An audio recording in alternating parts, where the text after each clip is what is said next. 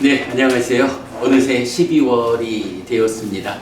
참, 금년 한 해 우리 굉장히 바쁘게 또 많은 공부를 진행하면서 지내왔는데 어느새 마지막 달이 시작되었습니다. 그래도 뭐 우리 12월에도 열심히 공부하는 걸로 한 해를 마무리할 수 있도록 하겠습니다. 화요일 저녁입니다. 죽으면 어떻게 될까? 부처님이 가르쳐준 윤회 이야기 책에 진도를 나가는 수업하고 있어요.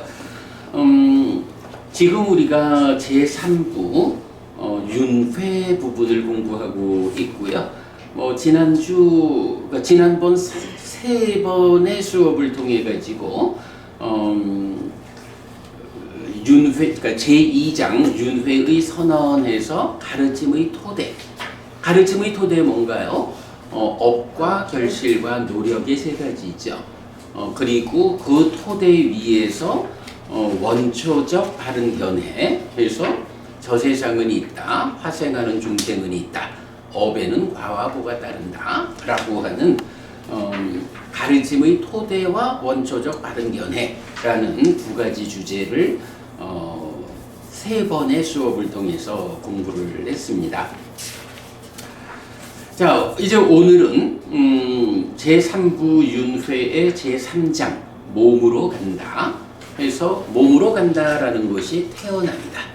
생, 이렇게 이 주제로 들어가도록 하겠습니다.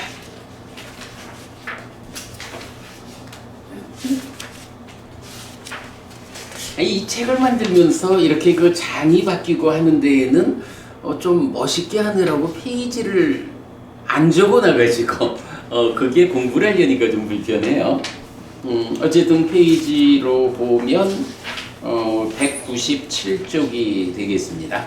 제3장 몸으로 간다는 것은 태어남 생이다. 자, 한 장 넘기면 이제 붉은색 박스가 있습니다.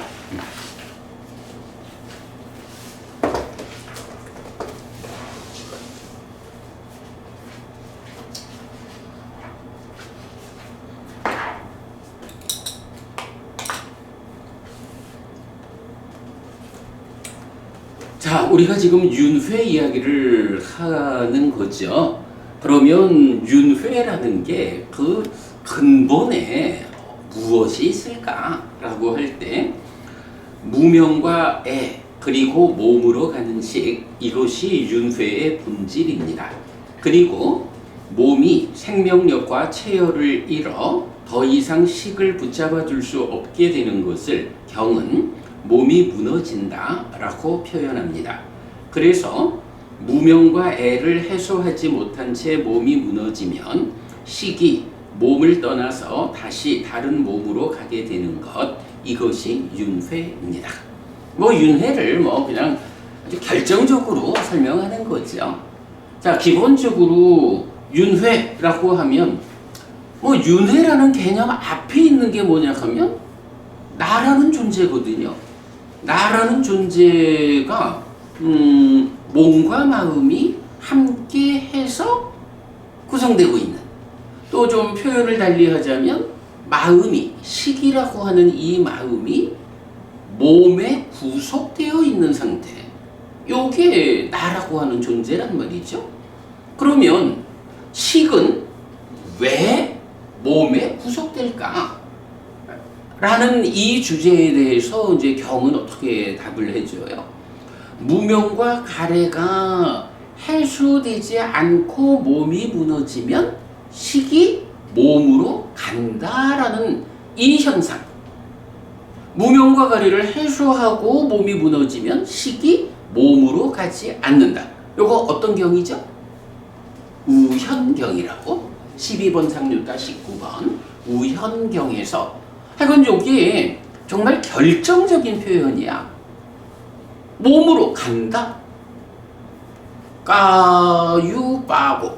그래서 몸으로 간다라는 표현을 직접 해주는 거거든요. 이 한마디가 우리가 이제 금년 초에 윤회 토론회 같이 하고 그랬잖아요. 그때에 우리가 표현했던 것 중에 하나가 이런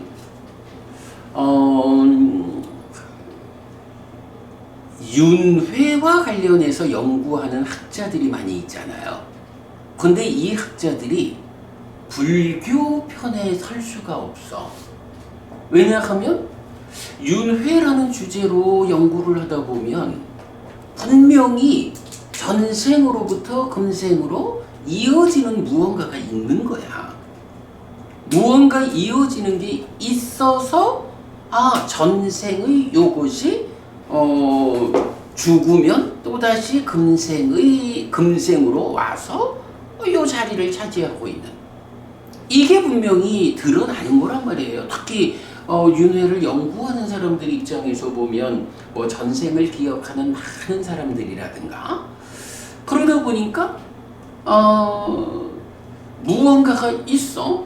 그런데 요 현상에 대해서 힌두교, 우파니샤드 쪽에서는 아트만이 윤회한다고 말을 하잖아요. 그러니까 윤회하는 그자가 있거든. 그런데 불교는 어떤 주장을 계속 해왔느냐 하면 윤회를 하기는 하는데 윤회하는 자가 따로 있는 게 아니고 하여간 윤회를 하기는 하는데 윤회하는 그자가 따로 있는 건 아니에요. 그래서 어떤 에너지가 연장된다 하나 어쩌고 이래야지 누가 윤회하는지를 답을 하지 않는다고요. 윤회하는 자는 없다라는 거고, 아니 부처님이 무아를 선언하는데 무아인 한 윤회하는 그 자를 선언할 수 없다라는 입장이거든. 그러니까 이제 윤회를 연구하는 학자들 입장에서는 무언가가 있기 때문에 그거를 추적해 가면서 연구가 되는데, 불교는 윤회하는 그자가 없다라는 입장이니까 불교의 편에 서가지고 윤회를 연구할 수가 없는 거예요. 이게 사실은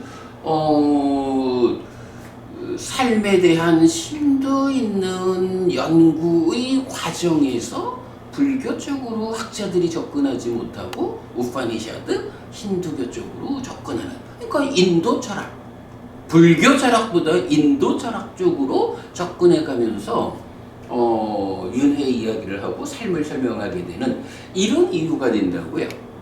그런데 우현경이 알려주는 것, 몸으로 간다라고 해서 아니요, 몸으로 가는 자가 있어 라는 것을 선언을 하잖아. 근데 그게 몸과 함께 나를 구성하는 식이잖아. 이제 여러 경에서 우현경은 몸으로 간다라고 선언하니까 몸으로 가는 그 자가 누구지? 여러 경들이 식이요.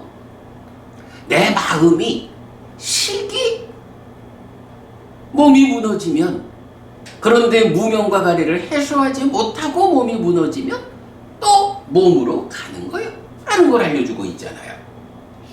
그래서 이제 우리가 한번 수업에서 요번 책에도 그 내용을 적었지만 윤회하는 그자, 이제 힌두교는 아트만이 새로운 몸으로 가서 윤회한다 이러니까 요거를 제6화, 다시 몸과 만나는, 그러니까 새로운 몸을 만나는, 그래서 제6화라는 표현을 쓰거든요. 그런데 불교는 그 제6화, 다시 육체화된다, 몸과 만난다라는 표현을 쓸 수가 없으니까 재생 이렇게만 이제 표현을 하고 있는 거야. 그래서 우리가 지난번 이제 토론회 그때에 그 표현을 썼죠. 제6화라고 하는 이 말, 다시 몸으로 가서 새로운 육체화되는 존재성, 이것이 힌두교만의 교리로 보지 않아야 하는 거 아니냐. 불교도 분명히 경은 몸으로 간다라고 말하니 몸이 무너져 죽은 뒤에 몸으로 가는 거를 달리 표현하면 뭐야? 다시 육체화되는 거지? 왜 이거를 다시 몸으로 가서 새로운 존재를 구성한다라는 이 표현을 우리가 거부해야 하냐고. 그래서 이제 우리가 하여간 제6화라는 이 표현이 힌두교만의 독점적인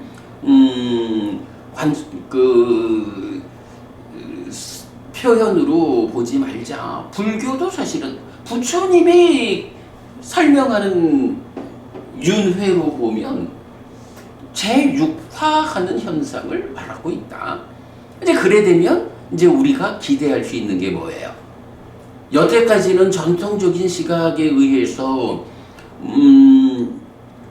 윤회하는 그자 없음을 말하는 불교를 윤회하는 그자를 추적하는 학자들의 입장에서는 배제할 수밖에 없었다고. 없다고 주장하는데 어떻게 있는 현상을 주장하는 사람들이 그거를 받아들일 수가 있어요? 그런데 이제 이렇게 몸으로 가는 자가 있다. 다시 육체화되는 이런 현상, 그런 주체가 있다라고 우리가 밝혀냄에 의해서 우리 그 서울 토론회에서도 이제 직접 그 토론회에 오셨던 학자분도 이제 그런 얘기를 했었지만 이제 학자분들 입장에서 윤회를 연구하는 입장에서 불교를 배제하지 않아도 되는 이런 것은 참으로 큰 성과다. 우리가 이제 그렇게 표현한 적이 있었죠. 자, 그래서 이제 그런 이야기, 무명과 애 그리고 몸으로 가는 식, 이것이 윤회의 본질입니다. 이렇게 시작을 했고요. 그 다음에 이제 몸이 무너진다. 무명과 가래가 해소되지 않고 몸이 무너지면 몸으로 간다. 이랬으니까 몸이 무너진다라는 것은 무엇입니까? 라고 할 때 이제 교리문답의 큰경에서 말하는 거죠. 그 안근, 이근, 비근, 설근, 신근은 무엇을 의지합니까? 무엇에 의해서 유지됩니까? 라고 할 때 안근, 이근, 비근, 설근, 신근이니까 몸이잖아요. 몸을 유지해 주는 것이 무엇입니까? 라고 할 때 첫째, 생명력이 있습니다. 둘째, 체열이 있습니다. 그런데 이 두 가지는 서로 조건되는 것입니다. 해서 생명력이 있으면 체열이 있고 체열이 있으면 생명력이 있는 요렇게 그 생명력과 체열 두 가지가 유지될 때 이 단백질 덩어리가 이 고기 덩어리가 그냥 고기 덩어리가 아니고 내 몸이 된다. 몸으로 유지된다. 이거잖아요. 그래서 생명력과 체열에 의해서 몸이 유지되면 이때에 어떻게 해요? 식이 함께 해가지고 나를 구성해서 육내이처 인식주간 되는 거잖아. 그런데 몸이 무너진다라는 건 뭐예요? 그냥 달리 말하면 생명력과 체열에 의해서 체열이 잘 유지된다는 것은 몸이 유지되는 거고, 이제 몸이 무너진다라고 많은 경들에서 죽음을 표현하는데 몸이 무너진다는 것의 의미는 무엇입니까? 생명력과 체열이라고 하는 이 5가지 기능을 유지해주는 2가지 요소가 유지되지 못하는 거예요. 그렇게 되면 어떻게 되죠? 몸이 유지되지 못하면 식이 몸과 함께 할 수 없게 되죠. 그래서 식이 떠나게 되죠. 자, 요렇고 그래서 이제 몸이 무너진다라는 표현은 무엇이냐? 몸이 생명력과 체열을 잃어 더 이상 식을 붙잡아 둘 수 없게 되는 것. 요런 상태를 몸이 무너진다라고 하고, 그래서 무명과 가래를 해소하지 못한 채 몸이 무너지면 식이 더 이상 이 몸과 함께 할 수 있는 조건이 상실됐으니까 식이 몸을 떠나서 다시 다른 몸으로 가게 되는 것. 이것이 윤회입니다. 아주 그냥 간결하게 윤회를 설명하는 거죠. 무명과 가래, 몸으로 가는 식. 몸이 무너진다라는 거, 생명력과 체열의 문제. 그러면 식이 떠나는 거. 이게 윤회다. 네, 이렇게 그 윤회를 이게 가장 정확하게 간결하게 윤회를 설명하는 방법이죠. 자, 그리고 나면 이제 1번 주제 죽음입니다.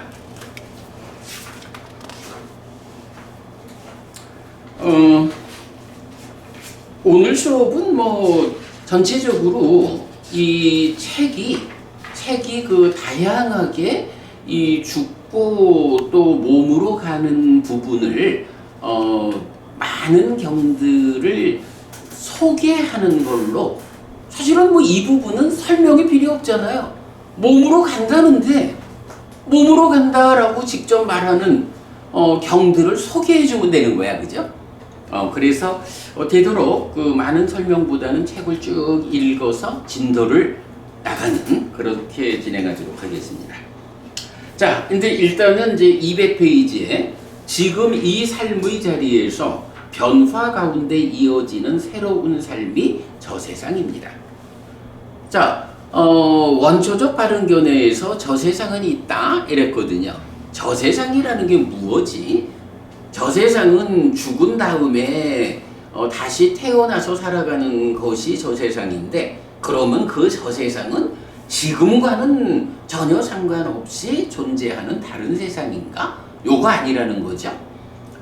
사실은 몸과 마음으로 구성된 나의 존재, 나라는 존재가 살아가고 있는 게 세상인데, 세상에 변화가 있는 게 아니고 내가 몸과 마음이 함께해서 구성되는데, 몸은 100년 안팎 짧게 살고 마음은 깨달아 윤회에서 벗어날 때까지는 오래 사니까, 이런 생존기간의 불균형 때문에 나라는 존재가 이 몸으로 살아가는 나인가, 다음 몸으로 살아가는 나인가, 세상은 변화 없이 존재하고 있죠.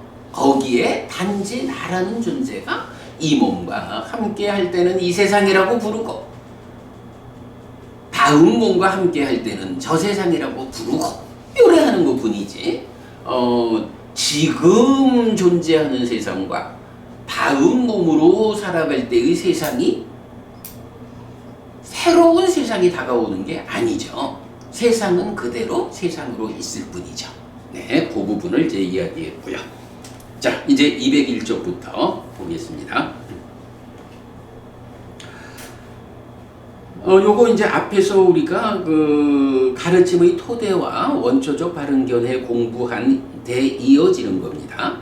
이렇게 저 세상은 있고 화생을 포함한 5갈래의 태어남이 있으며 업의 보에 따라 태어나는 자리가 결정됩니다.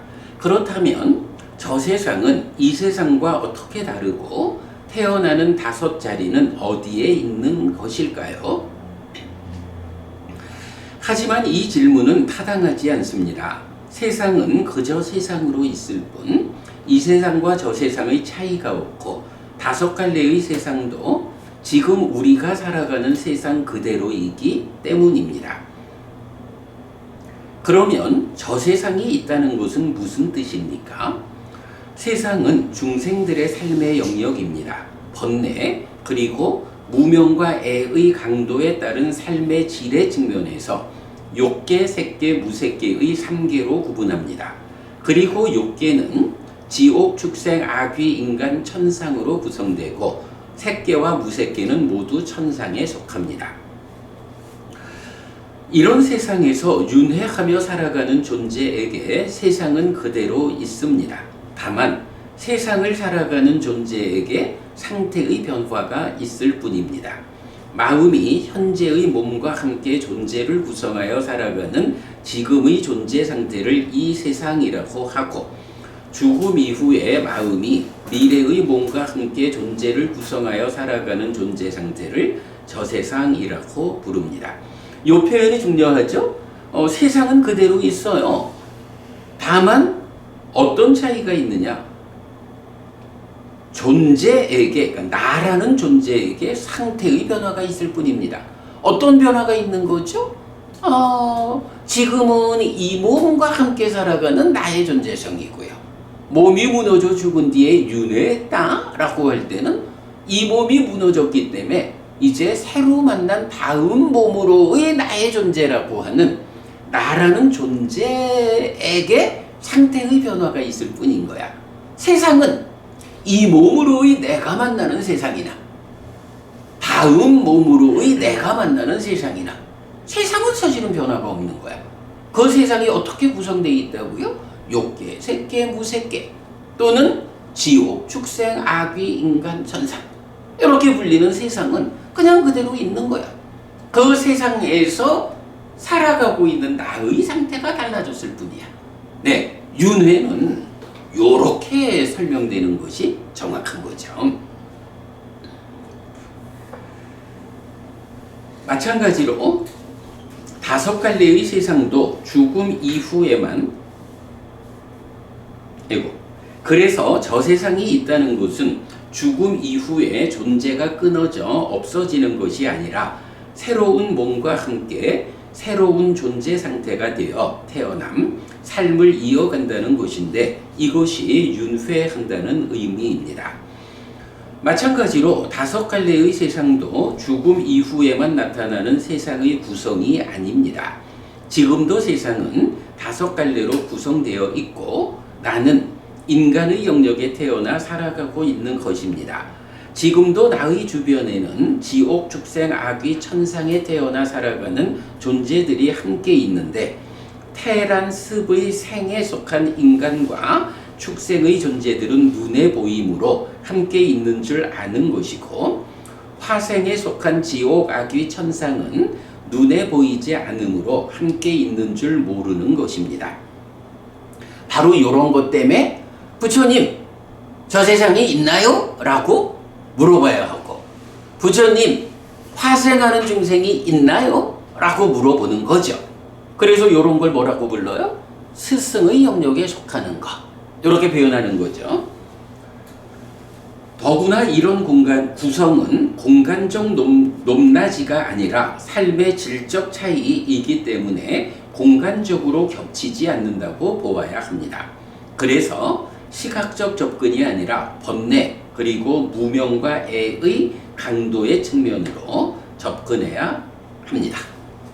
여기서 사실은 우리가 참 좀 생각해보면 별거 아닌데 생각하지 않는 이야기들.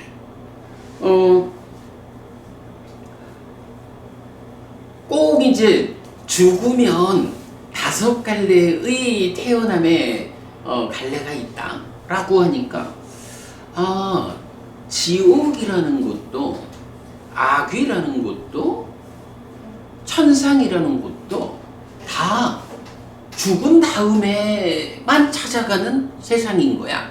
근데 이렇게 우리가 보통 생각을 해요. 근데 생각해보면 축생이라는 것도 다섯 갈래 중에 하나잖아요. 근데 그 축생이 죽은 뒤에만 짐승으로 태어나는 게 아니라 지금도 짐승으로 태어나서 살아가고 있는 많은 생명들이 있잖아요. 많은 중생들이 있거든. 우리가 지금 인간으로 태어나서 살아가고 있듯이 축생으로 태어나 살아가고 있는 많은 중생들을 우리가 본다고요. 그런데 우리가 보지 못하는 존재 상태. 아니 그러면 지옥에 태어난 중생들, 악귀로 태어난 중생들, 하늘의 신으로 태어난 중생들, 그들은 지금 있는 거요? 우리 곁에 함께 있는 거요? 우리가 죽은 다음에만 가는 거요? 이런 부분 생각해보면 만약에 이게 죽은 다음에만 가는 거다라고 하면 지금은 세상이 어떻게 구성된 거야? 우리 눈에 보이는 인간과 축생만 있고 죽은 다음에 없던 것들이 화생의 영역이 생겨나서 가는가? 이거 말이 안 되잖아. 사실은 우리가 그 존재성을 확인하지 못하기 때문에 있는 줄 몰라서 그러지.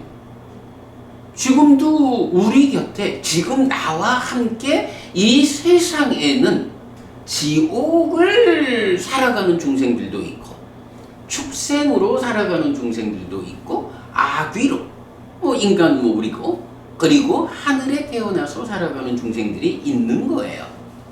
그 중에 인간과 축생은 우리가 보이는 존재 상태이기 때문에 아는 거고 나머지 세계는 보이지 않는 존재 상태, 화생이라고 불리는 존재 상태는 확인하지 못하고 있을 뿐이죠.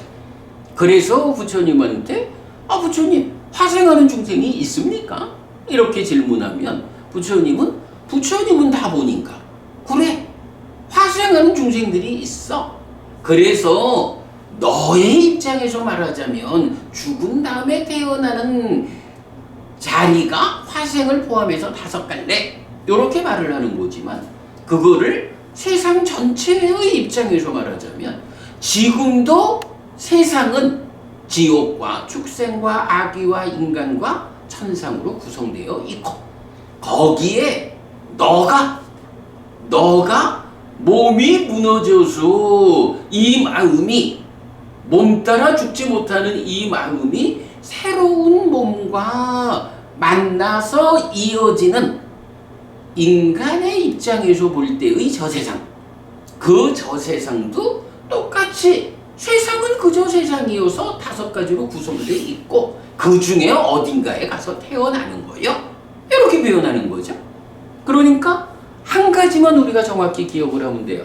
지금도 내가 살아가는 이 세상은 지옥 중생도 보이지 않지만 어디에서 힘들게 살아가고 있고, 짐승들은 눈에 보이니까 있는 줄 알고, 아귀라고 하는 존재도 눈에 보이지 않지만 어딘가에서 벌받는 힘든 삶을 살고 있고, 인간들 우리가 살아가고, 그리고 눈에 보이지 않지만 하늘에 태어난 신이라고 하는 존재들이 우리보다 훨씬 더 행복한 삶을 살아가고 있고, 그리고 그렇게 구성된 세상으로부터 무명과 가래를 해소하고 몸이 무너진 존재들, 이런 존재들은 아예 세상에서 벗어나서 몸으로 가지 않게 된, 몸에 따르는 최후의 괴로움마저도 다 해소된, 그야말로 괴로움 제로 행복 100의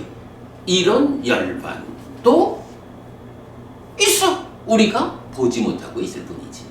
이렇게 보는 거. 그러면 히드가 부부님, 사실은요 꼭 부처님한테까지 가지 않아도 우리 주변에 많은 경우들이 있죠. 그래서 빙의라고 이렇게 이제 귀신과 관련해서 고통을 겪는 사람들도 있고, 또 그 귀신이라고 불리는, 근데 사실은 이 귀신이라고 하는 존재가 뭐예요? 인간과 축생 아니고, 그죠? 인간과 축생 아니고 화생에 속한 어떤 존재인 거야. 근데 그 화생에 속한 어떤 존재에 대해서 우리가 좀 더 자세히 알지 못해서 그렇지. 그러나 이제 보면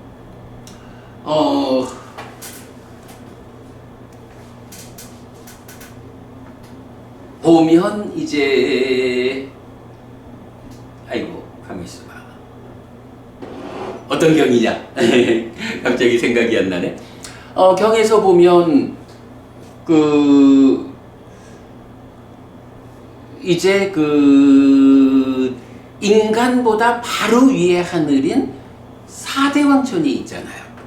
그 4대 왕, 그러니까 아따나띠아 경이죠. 디가니카야 31번. 아따나띠아 경에서 보면 인간보다 바로 위에 있는 4대 왕천이, 4대 왕이라는 게 뭐냐면 동서남북으로 구성되어 있는 하늘이라고요. 그러면 그 동서남북으로 구성되어 있는 각각에 대해서 동쪽 지역에 그러니까 사왕천의 동쪽 지역에 살고 있는 그 신들의 이름은 간다파라고 하고, 남쪽에 있는 존재를 쿰반다라고 하죠. 그리고 서쪽에 있는 존재를 나가라고 할 거야. 그리고 북쪽에 있는 존재들을 야카 이렇게 부르거든요. 거기에 이제 아따나티아 경에 보면 그 사왕천을 구성하는 신들의 이름이 다 나와. 그럼 그때 보면 이제 그 북쪽 지역의 신들의 왕이 그런 말을 한다고. 부처님, 이 약화들, 그러니까 북쪽 지역이니까 약화들, 이 약화들 가운데에는 좀 폭력적인 약화들이 있어요. 그래서 이 폭력적인 약화들이 인간들이, 요 표현이 참 정확해. 인간들이 갈 때 같이 가고 설 때 같이 서고 앉을 때 같이 앉고 누울 때 같이 눕는다. 요런 짓을 하는 폭력적인 약화들이 있습니다. 이렇게 얘기를 하거든. 근데 경석 부부님, 일단은 신이니까 화생이거든. 신이야, 뭐 낮은 신이라 해도 인간과는 다른 이런 어떤 신적 존재인데, 그 신적 존재 가운데에서 약간 폭력적인 존재, 이런 존재가 갈 때 같이 가고 설 때 같이 서고 앉을 때 같이 앉고 누울 때 같이 앉는다.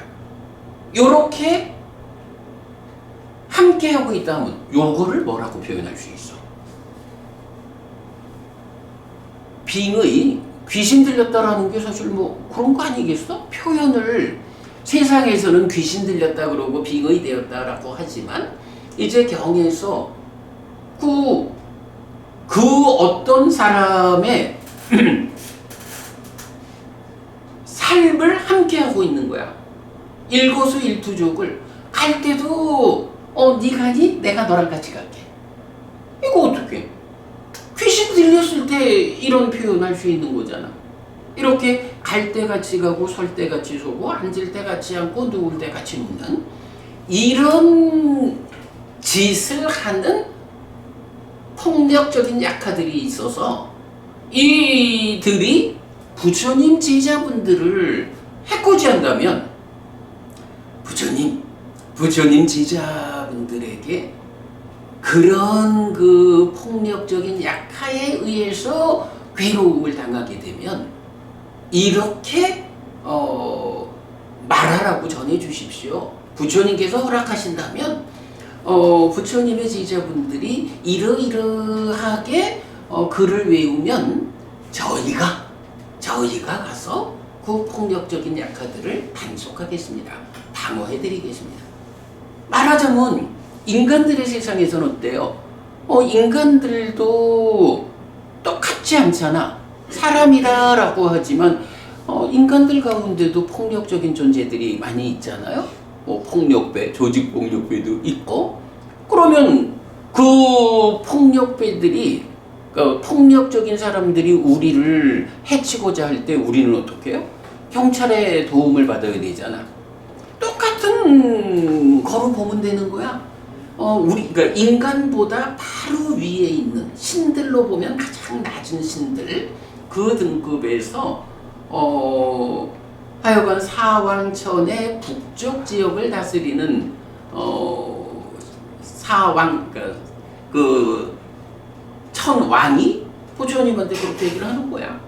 폭력적인 약화들이 이렇게 사람들이 갈 때 같이 가고 뭐 내지 이런 그 함께하는 말하자면 빙의, 귀신 들린 뭐 이런 현상으로 사람들을 괴롭히는 폭력적인 존재들이 있는데, 그들이 부처님 제자들을 해코지한다면 저희가 가서 보호해 드리겠습니다. 경찰의 역할을 해드리겠습니다. 이렇게 말하는 부분들, 뭐 이런 것도 생각해 보면 지금 바로 여기서 말하는 화생하는 중생이 있어서 몸이 무너져 죽은 뒤에 업을 이어가지고 다섯 갈래로 간다, 이렇게 표현하고 있지만 그게 꼭 죽음 이후에만 다섯 갈래가 있다는 게 아닌 거예요. 지금도 세상에는, 내가 살아가는 세상에는 지옥, 축생, 악귀, 인간, 천상이라는 다섯 갈래의 존재들로 구성되어 있고, 그 중에 내가 인간으로 살아가고 있는 거예요. 그러면 지금 나의 삶에도 꼭 눈에 보이는 짐승들만 함께 있느냐? 아닌 거예요. 지옥도 악귀도 천상의 신들도 다 우리 곁에 있는 거예요. 보이지 않을 뿐이지. 그런데 때로 이렇게 그 우리 눈에 보이지 않는 화생의 어떤 존재들이, 화생에 속한 어떤 존재들이 이렇게 인간의 삶에 간섭하고 와가지고 어떤 영향을 미치고 이러는 거를 사회에서는 빙의, 귀신 들렸다, 이렇게 하나의 현상으로 말하고 있는 거거든요. 이런 현상들이 어쨌거나 있는 거야.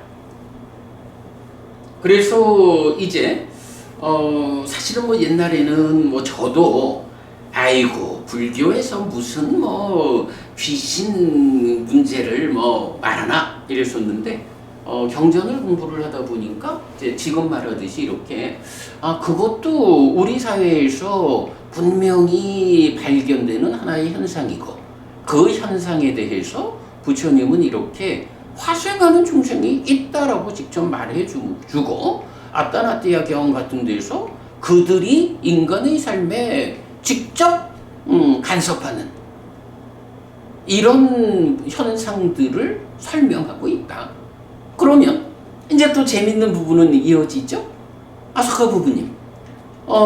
그렇게 이제 물론 이제 여기서 그 귀신 들렸다, 빙의 이런 상태를 꼭 이제 아따나띠아 경에서 말하는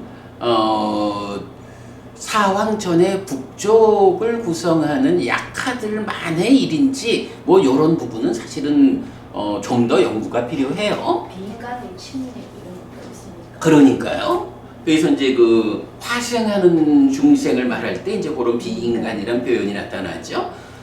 물론 이제 그 비인간에서 보면 이제 지금 말하는 요 약하가 그 비인간을 대표하는 이제 그런 존재 상황인 거죠.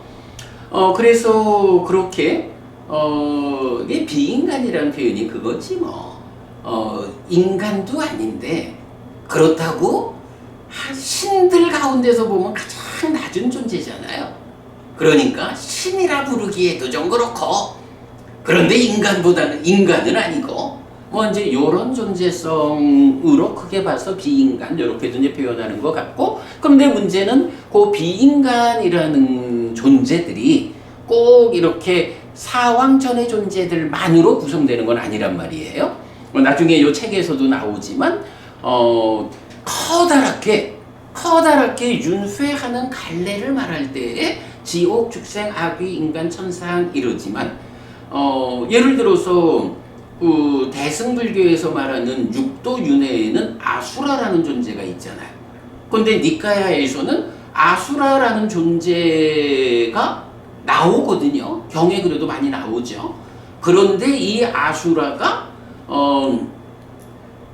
윤회를 설명하는 커다란 갈래를 구성할 만큼 비중 있지 않으니까 뭐 이제 그래서 약간 아수라는 빠지고 5도 윤회를 이제 니카야는 말하잖아요. 뭐 그런 아수라의 경우도 있고 뒤에 보면 이제 여러 가지로 이 5갈래의 태어남의 자리에 어디에 속한다라고 말하기 좀 애매한 더 연구가 필요한 그 화생의 존재들은 나타나거든요. 그러니까 귀신 들렸다라고 하는 것이 꼭 약하의 폭력적인 행위만으로 볼 수 있는 건 아닌데 그러나 이제 어쨌든 이렇게 그 화생하는 존재가 인간들의 입장에서 보면은 귀신이라고 불리는 그런 상태로 우리 삶에 간섭해가지고 괴로움을 만드는 이제 이런 현상이 이렇게 나타나는 거예요. 그러니까 실제로 또 우리 사회에서 빙의라고 하는 현상은 많이 나타나잖아요. 그러니까 그런 것도 이런 방법으로 지금 그러니까 죽은 뒤에만의 문제가 아니라 지금 우리 곁에 함께 있는 것 요렇게 이제 그 지금 세상을 구성하는 존재들 요런 측면으로도 이해해야 하고 뭐 얘기 조금 더 하자면 이제 방금 이제 법우님 비인간 말씀하셨는데 지금 이야기로는 이제 결국 이런 화생하는 존재 또는 비인간이라고 불리는 이런 존재가 인간들의 삶에 간섭하는 게 이제 빙의되고 뭐 귀신 들리고 이런 거잖아. 그러면 아따나띠아 경에서는 사왕천의 왕의 입장에서 저희가 경찰의 역할을 해드리겠습니다, 부처님. 부처님 제자분들한테 이렇게 귀신 때문에 힘들 때 우리한테 연락하라고 하셔요. 이제 이렇게 말을 했다면,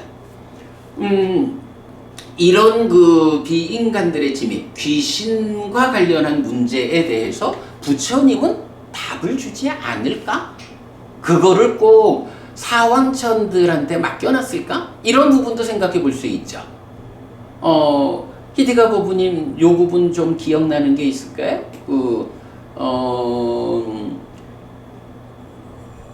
빙의가 되었어? 귀신과 관련한 병이 생겼어? 어려움이 생겼어? 이럴 때에, 이런 그 사왕천의, 그러니까 사천왕들의 도움을 받는 일 말고, 우리가 직접 그 비인간들한테 대응하는 방법을 경이 사실은 알려주거든. 부처님이 알려주는 내용이 있거든. 어떤 게 있을까? 경숙법부님, 이런 부분 좀 보신 적이 있을까? 아소카 부부님, 뭐가 기억나셔? 자비희사 상량심을 키워서 자기 존재가 커지는 거. 그래, 이제 경에서 보면 사실은 두 가지로 나타나죠. 하나는 자비시사 사무량심, 그 중에 이제 대표적으로 자애의 마음을 닦아라 해서, 자애의 마음을 닦으면 어떻게 되느냐라고 하면, 이제 포괄적으로 보면 자애를 닦는다는 게 수행이잖아요. 이런 자애의 수행을 하면, 쉽게 말하면 그 비인간보다 내가 힘이 세지는 거야. 아니, 자비이사 사무량심을 닦는다는 게 사실은 범천의 세상으로 이끄는 수행이잖아. 범천의 세상이면 벌써 새끼무새끼 높은 하늘이잖아요. 이렇게 어떤 비인간으로서 삶에 영향을 미친다라고 하는 게 그저 사왕천 정도의 이렇게 낮은 하늘의 존재들이라면, 자비에서 사무량심을 닦는다, 그 중에 자애를 닦는다라고 하면 더 높은 새끼 하늘로 이끄는 힘이 되는 거니까, 따지고 보면 사왕천의 신들하고는 비교할 수 없을 만큼 자애의 마음을 닦는 이 사람의 삶의 질이 높은 거야. 힘이 더 센 거야. 그러면 힘센 사람한테 어쩔 거야? 자애의 마음을 닦아가지고 그 비인간들보다 내가 힘이 세어지는 거, 요런 측면하고, 또 자애의 마음을 닦으면 이런 비인간들이 자애를 닦는 나를 좋아한다는 거야. 나를 좋아하니까 좋아하는 그 사람한테 해코지를 하지 않는 거야. 이게 이제 또 좀 잘못 알려져 있는 게, 귀신들이 이렇게 좀 좋아하는 표현을 하는 것이 사람들은 힘들게 한다, 이렇게 이제 많이 알려져 있잖아요. 근데 그거는 이제 그런 설인 것 같고, 일단 자애의 마음을 닦는 사람은 이렇게 비인간들이 좋아해. 좋아하면 어떻게? 좋아하니까 이익되는 일을 해주지 해침당하지 않는 거야. 그래서 비인간들의 침입과 관련해서 첫 번째 대안이 뭐냐 하면 자애의 마음을 닦는 거야. 그리고 또 하나가 있어요. 뭐죠? 또 하나가 뭐냐 하면 사념처 수행을 하는 거야. 사념처 수행을 하는데, 사념처 수행과 관련해 가지고는 재미있는 비유가 두 개가 나와. 사념처 수행을 하지 않는 사람이 이제 있어. 그러면 이제 비인간이 사념처를 닦지 않는, 사띠를 힘있게 하지 않는, 마음의 힘을 키우지 않는 이런 사람에 대해서는 예를 들어서 날카로운 창이 있어. 그러면 이 날카로운 창을 뭐 잘 준비된 장갑을 끼고 그 창을 이렇게 이제 무디게 만드는 이런 일은 할 수가 있어. 그런데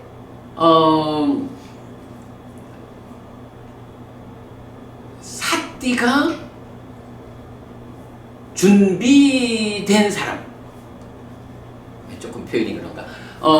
이게 이제 그 날카로운 창이 있는데 이 창을 맨손으로 휘어가지고 무디게 해야겠다. 이러면 어때요? 손이 망가지고 말지 창을 못 쓰게 안 하잖아. 삿띠를 닦는다라는 것을 이제 비유로 할 때, 삿띠를 닦지 못한 사람은 맨손으로 날카로운 칼을 휘어서 무디게 하겠다. 요렇게 하는 거와 같은 거야. 그럼 이제 요 창이라는 게 비인간의 침입, 요걸로 보면 되겠죠?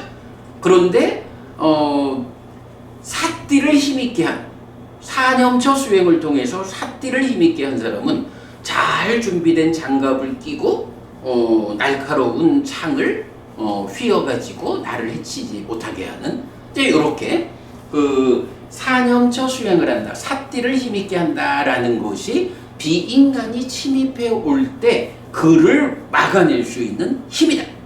요런 것을 이제 하나 표현해 주고, 그 다음에 또 한 가지 생각나는 거, 또 한 가지가 뭐냐 하면, 삿띠를 닦지 않았다라는 거는 이제 집안에 여자들만 많은 집안이 있는 거야. 뭐 일반적으로 물발할 때 여자들만 많은 집에는 밤손님이 찾아오기가 쉬워. 아무래도 그러겠죠? 그런데 삿띠를 잘 닦은, 삿띠가 힘 있는 사람은 이제 집안에 남자가 많은 집안과 같은 거야.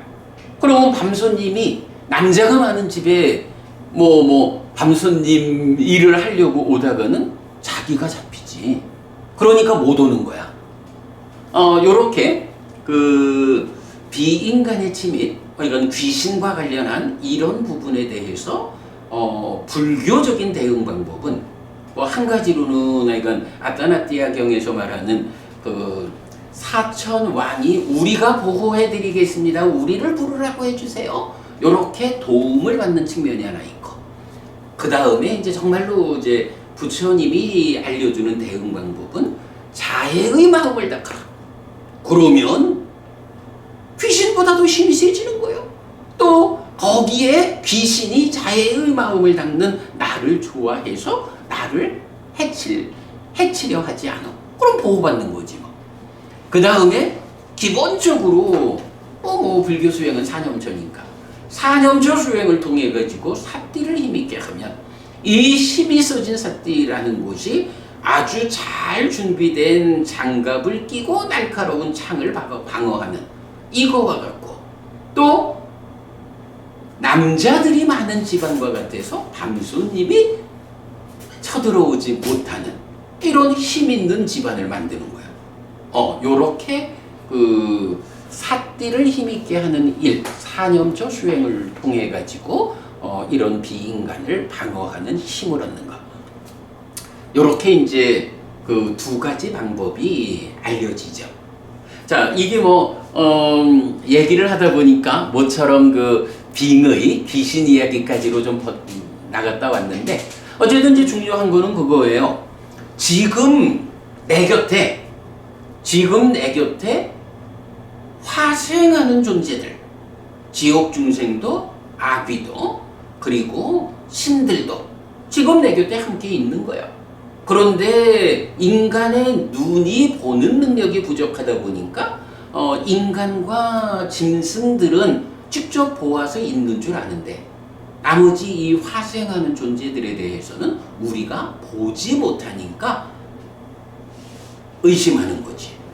그래서 원초적 바른견에서 이제 우리가 부처님, 화생하는 존재가 있습니까? 라고 질문하고, 부처님은 화생하는 중생이 있다. 그래서 그것을 이 몸이 무너져 죽은 뒤에 내가 태어나는 자리를 5개로 제시하고 있지만, 그러나 그 이전에 지금도 이 세상은, 우리가 살아가는 세상은 그렇게 5갈래의 존재로 구성되어 있고, 그 중에 이런 비인간의 침입 이래가지고 빙의, 귀신 들림 이런 현상이 나타나고 있고, 그럴 때 아따나띠아 경에서는 그런 폭력적인 약화들이 갈 때 같이 가고 설 때 같이 서고 앉을 때 같이 앉고 누울 때 같이 눕는다, 이런 표현으로 빙의라고 말하는 이 사회 현상을 설명하고 있고, 그러면 그런 빙의라는 귀신 관련한 문제에 어떻게 대응해야 합니까? 라는 것을 하나로는 아따나띠아 경에서 사왕천들의 도움을 받는, 호루라기 불어가지고 경찰의 도움을 받는 요런 거하고, 자해의 마음을 닦아서 또 사념처를 통해서 삿띠를 힘있게 하는, 이런 내 자신의 수행의 힘을 통해 가지고 비인간보다 내가 더 힘이 있어지고 비인간들조차도 나를 좋아하게 만드는 요런 방법을 알려주고 있다. 네. 그러니까 우리가 공덕을 지어서 다음 세상에 하늘에 태어나야 한다라고 하는, 이것이 이제 기본적으로 윤회하는 삶에서 우리의 갈 길이지만, 또 그 이전에 지금 현재의 삶에서는 이런 5갈래의 존재와 관련해서 우리가 어떻게 대응해야 하느냐 하는 부분까지 같이 좀 알아봤습니다.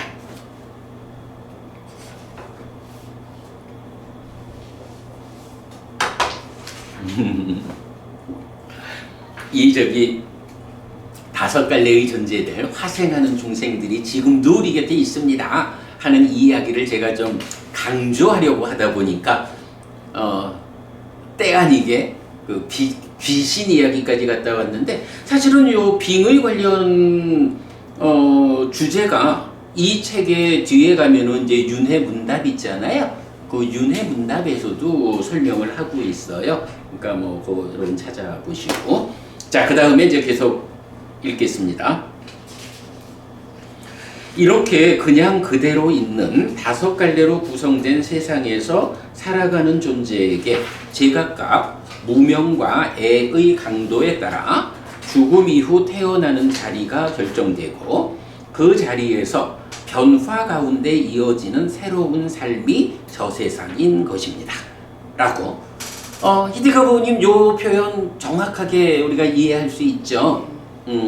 하여간 저 세상이 있다고 해서 세상 자체가 다른 게 아니야. 세상은 세상대로 있어. 거기서 그 세상을 살아가는 나의 상태가 달라진 거야. 네, 그 부분을 우리가 꼭 이해해야 합니다. 자, 그래서 이제 세계관에서 범천의 세상 표 하나 있는데 여러분 참고하시면 되겠고요. 자, 그 다음에 이제 넘어가서 203쪽 1. 죽음은 무엇인가? 죽음은 사전적 의미로는 생물에게서 생명이 없어지는 현상입니다. 표준국어 대사전이고요. 그리고 불교적으로는 이런저런 중생에 속하는 그러한 중생의 무리로부터 종말, 제거됨, 해체, 사라짐, 사망, 죽음, 서거, 온의 해체, 육체를 내려놓음, 이것이 죽음이라고 불린다. 네, 요거 12번 상류다 2번 분석경에서 정의됩니다. 구체적으로는 온의 해체와 육체를 내려놓음에 주목해야 하는데, 마지막이까야 43 교리문답의 큰 경은 생명력과 체열의 서로 조건됨에 의한 몸, 안근 내지 신근의 5가지 기능의 유지로서 오온의 결합 또는 육체와 함께한 존재 상태를 설명합니다.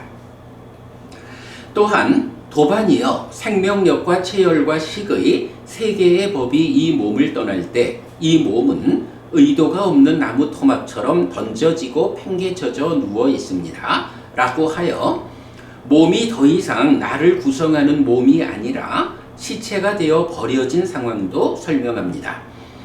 5가지 기능으로의 몸은 생명력과 체열로 유지되고 몸이 유지될 때 몸, 생명력 더하기 체열과 식, 마음이 함께한 상태로의 나는 살아있지만 몸이 생명력과 체열을 잃게 되면 식은 더 이상 몸과 함께 할 수 없게 되어 몸을 떠나게 되는 상황을 설명하는 것인데 이것이 죽음의 의미입니다.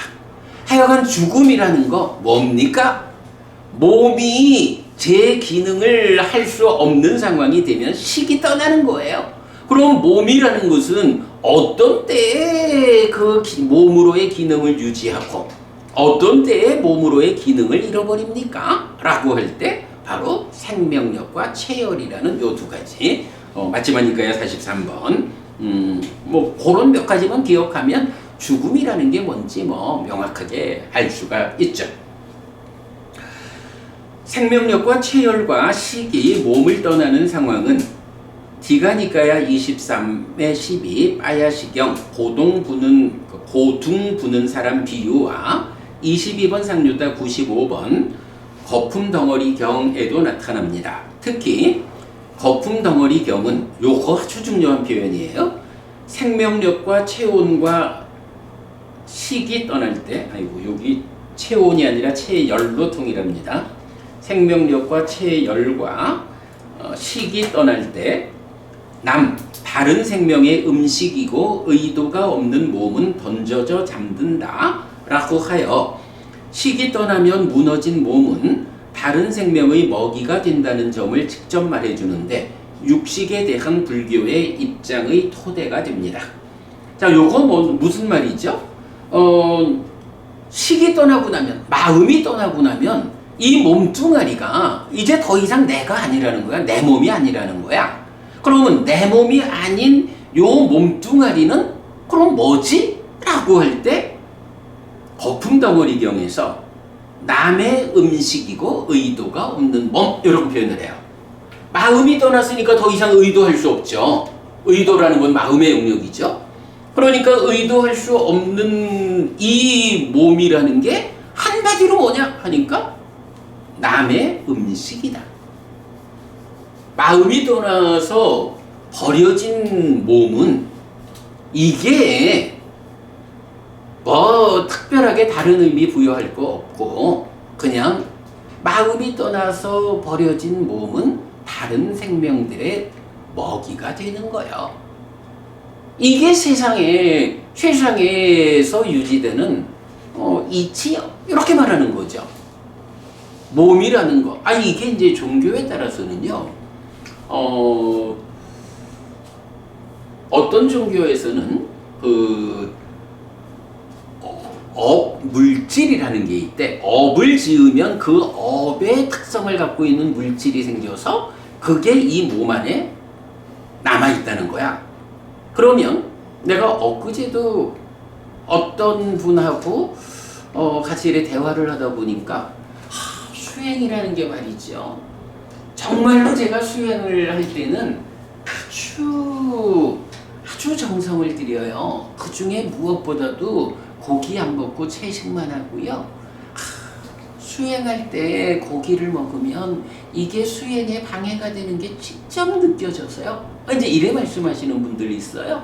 물론 뭐 사람마다 체질이 다 다르니까 그럴 수도 있겠죠. 그런데 사실은 이제 그런 부분을 말하는 경우가 뭐냐 하면 업에서 업의 물질이 생겨가지고 그게 이 몸에 쌓여 있다는 거야. 그러면 마음이 떠나도 버려진 이 몸뚱아리 안에 그런 업의 물질이 있어서 그 고기를 먹으면 단지 단백질을 먹는 게 아니고 그 안에 들어있는 그가 살아있을 때 지었던 업에 의해서 생겨난 업물질, 이런 그가 화내고 살생하고 이런 업물질을 같이 먹는다 이거야. 그게 이제 사실 좀 전에 말씀드린 내가 수행할 때 또 기도할 때 이때는 육식을 안 해요 이래 말하는 거. 육식을 하면 표가 나요 이래 말하는 거에는 사실은 그런 개념이 들어있는 거야. 그런데 분명하게 알아야 되는 게 그거는 부처님 생각하고는 다른 거예요. 부처님은 그런 개념이 없는 거야. 바로 여기 거품덩어리경에서 뭐라 그래요? 식이 떠나면, 마음이 떠나면 더 이상 의도하지 않게 된 이러한 몸은 남의 음식이다. 몸이 떠나면, 그러니까 마음이 떠나면 이제 버려진 이 것은 더 이상 몸이라고 불리는 활성 상태가 아니고 그냥 고기 덩어리가 되어서 다른 생명의 먹이가 되는 거. 근데 그게 어떤 사람들이 그런 표현을 하기도 하지만 이 세상 자체가 그렇잖아요. 인간들도 고기를 먹고, 인간들만 고기를 먹나 뭐? 짐승들도 고기를 먹고 이렇게 이 자연계가 유지되잖아요. 그러면 거기에서 육식은 무조건 그러하다라는 관점으로 보자면 이 자연계의 질서가 참 많이 깨져야 될 거예요. 이제 그런 측면을 우리가 좀 볼 수가 있어요. 그래서 제가 이제 여기 제일 밑에다가 식이 떠나면 무너진 몸은 다른 생명의 먹이가 된다는 점을 직접 말해주는데 육식에 대한 불교의 입장의 토대가 됩니다. 요게 뭐예요? 아소가 부부님, 육식에 대한 불교의 입장 어떤 거죠? 세 가지 경우의 고기 외에는 먹을 수 있다는 거죠. 그렇죠. 그래서 그 세 가지 경우가 뭐예요? 보이는 것, 들은 것, 의심되는 것. 그렇죠. 그러니까 살아있는 것을 나한테 주기 위해서 일부러 다. 그러니까 음식을 만들기 위해서 죽이는 거, 그거를 보거나 듣거나 의심되는 거, 요거잖아요. 그러니까 그 얘기는 뭐냐 하면 내가 먹는 자로 존재하지 않으면 저 사람이 나한테 주기 위해서 죽이지 않을 거다 이거야. 그러니까 보거나 듣거나 의심되는 경우, 이건 나 때문에 죽이는 거야? 이렇게 알 수 있는 상태에서 그렇게 만들어진 음식을 먹는다는 것은 뭐 말하자면 살생에 동참하는 뭐 이런 의미가 되겠죠. 그러니까 살생에 직접 동참하지 않아야 한다라는 것 때문에 바로 이 세 가지, 보거나 듣거나 의심되는 고기는 먹지 않는다. 심지어 경에서는 부처님의 제자들에게 이렇게 직접 살아있는 것을 죽여서 음식을 해가지고 탁발해 주는 거, 이거 안 된다. 그거 부처님의 제자를 크게 망치는 것이, 그러니까 그렇게 이제 표현을 해요. 안 된다 이렇게 나오거든. 그러니까 이제 그렇게 직접적으로 살생에 동참하는 개념만 벗어나고 나면 이제 부처님 생각에는 이미 어떤 형태에 의해서든 어떤 과정에 의해서든 내가 먹기 위해서 직접 죽이는 거와 상관없이 그냥 죽어서 버려져 있는 것, 이게 만약에 정말로 어떤 종교에서 말하듯이 그 안에 그가 한평생 살아온 물질이 있어서 고기를 먹으면 그 업물질을 먹어가지고 그게 내 안에서 수행을 방해하고 이럴 것 같으면 부처님이 육식을 허락하겠어요? 안 된다 하지. 불교가 이렇게 보이는 거, 본 거, 들은 거, 의심되는 거, 이 세 가지 경우를 제외하고는 육식을 허용하는 거는 그냥 마음이 떠나고 나면 버려진 이 몸은 거품덩어리겸 남의 음식인 거예요. 이렇게 죽음 이후에 대한 부처님의 알미 분명하기 때문에 그래서 육식을 허용하는 것, 이제 이런 부분 우리가 정확히 알아야 해요. 그러면 이제 이건 좀 전에 말씀드렸듯이 어떤 분, 뭐 많은 분들이 사실 그러죠. 수행한다, 기도한다 이럴 때 고기 안 먹는 거 이거를 이제 굉장히 강조를 하는데 뭐 개인적으로 뭐 몸의 특성상 안 맞는 사람들도 있을 수 있고 그런 거겠지만 그것이 마치 수행하려면 육식을 하면 안 돼.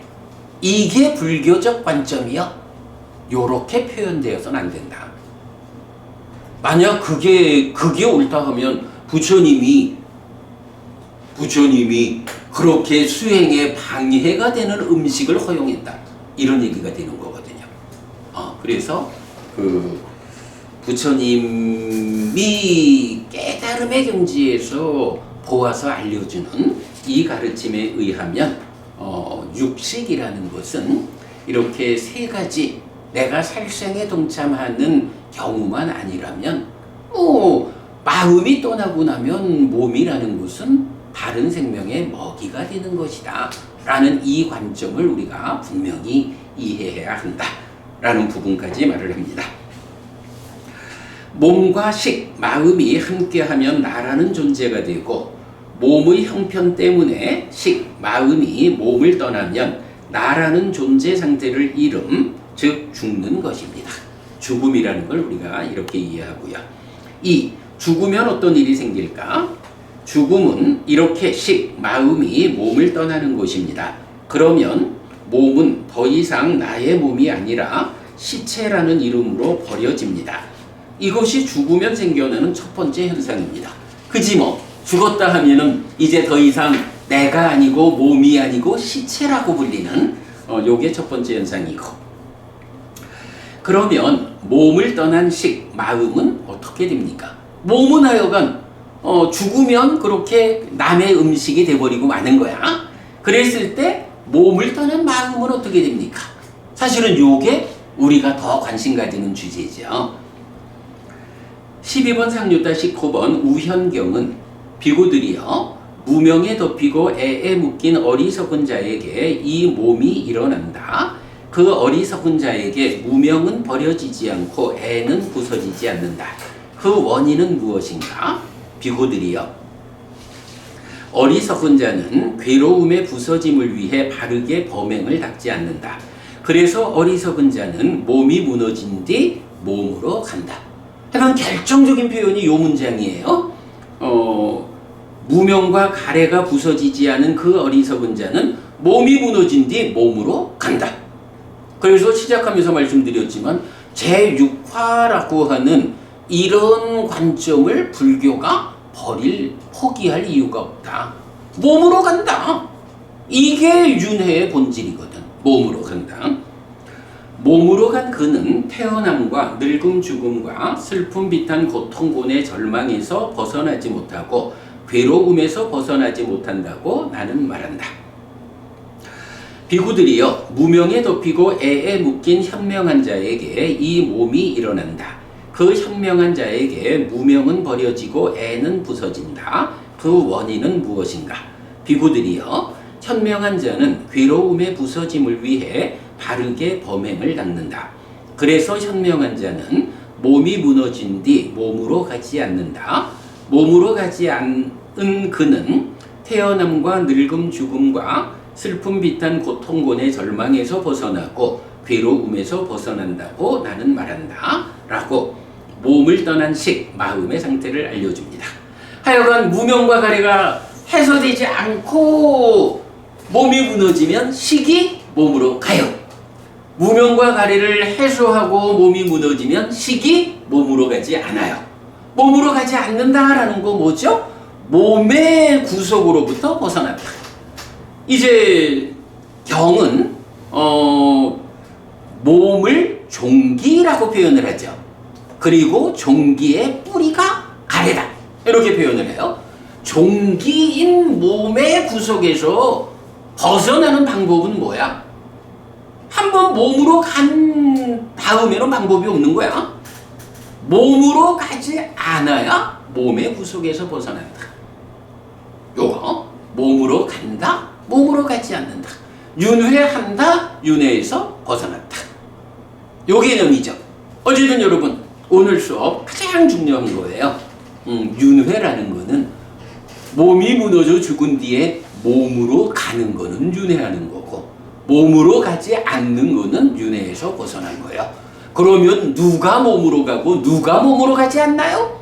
무명과 가래가 해소되지 않은 상태에서 몸이 무너지면 몸으로 가는 거예요. 무명과 가래가 해소되고 몸이 무너지면 그 사람은 몸으로 가지 않는 거예요. 이렇게 몸으로 가지 않게 된 사람을 뭐라고 불러요? 아라한.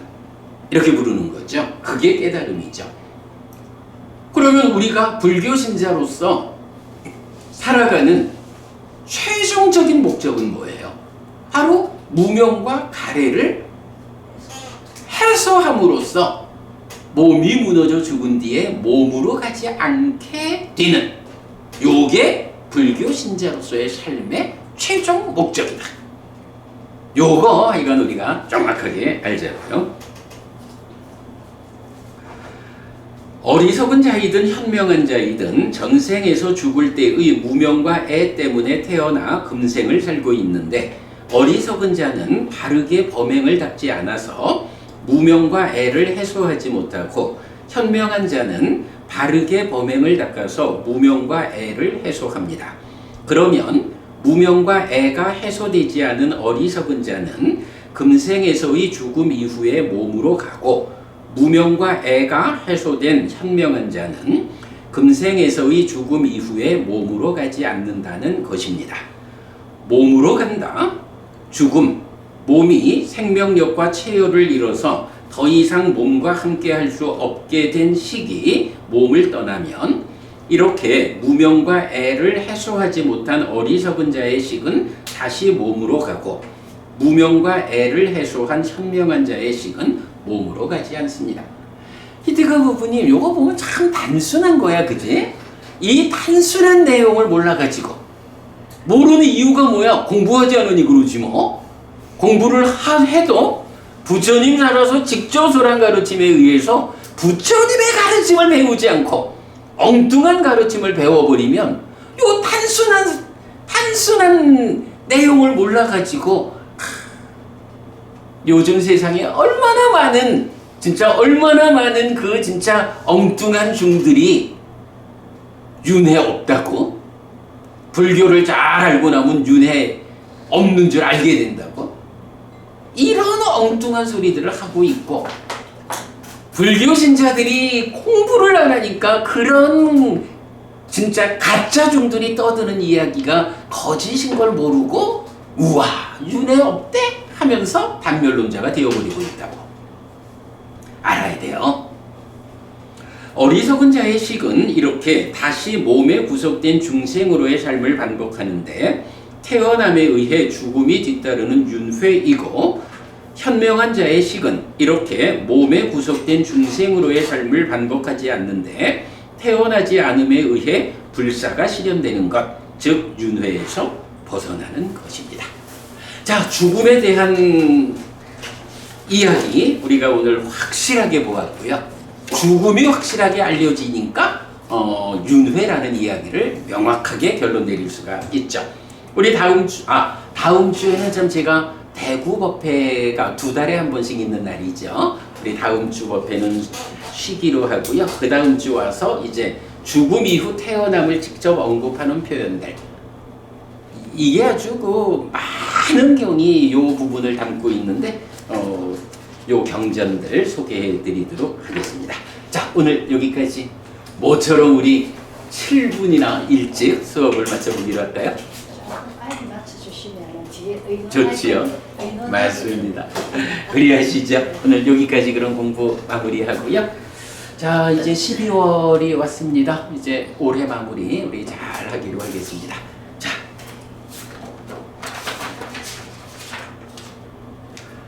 삼마삼부토 바가와 수와카토 바가와타 담모 수파티판노 사와카 상고띠 세조는 정등각이시다. 세조로부터 법은 잘 쓰여졌다.